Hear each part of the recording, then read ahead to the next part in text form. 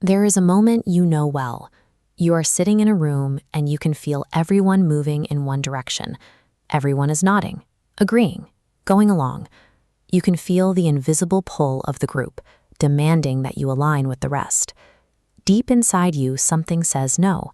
It's a quiet, persistent internal compass, recognizing the direction the room is taking is wrong. And then the second, louder voice hits. You start calculating the social cost of being the only person to speak up. The brain rationalizes the silence, convincing you that it is too dangerous to disrupt the consensus. So you stay quiet. And later, when the room is empty, you feel that hollow drop in your chest. You are left with the isolated realization that you just gave something up. That hollow feeling represents the crushing mechanics of systemic pressure. This force is designed to overwhelm individual intent, and it succeeds against almost everyone. The Book of Numbers contains the story of a man named Pinchas. This narrative captures the exact psychological state of the room, where the collective has lost its way. In the story, the community is in active collapse. Standards are being discarded openly. People are doing what they know is wrong, and they are doing it in real time, in front of everyone. Most dangerously, the leadership has frozen. Moses and the elders, the people with the titles and the authority, are standing there, seeing everything and doing nothing. When authority becomes paralyzed, the crisis speeds up. Silence from the top functions as implicit permission, signaling to the crowd that the new, lower standard is now acceptable.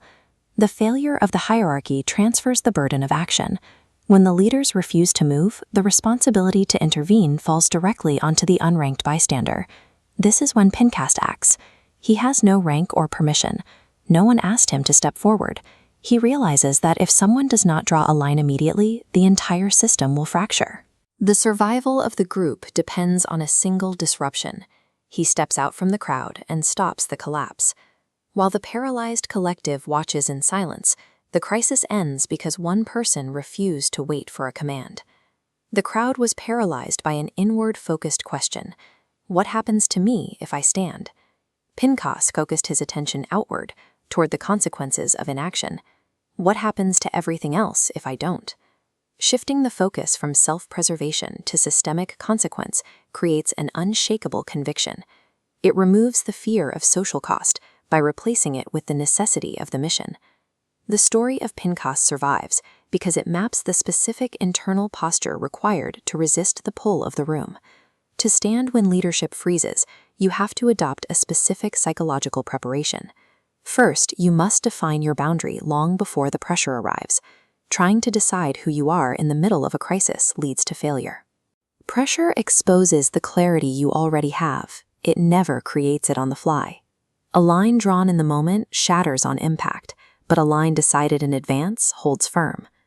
Next, you have to translate your abstract ideals into concrete triggers. Vague values disappear under stress.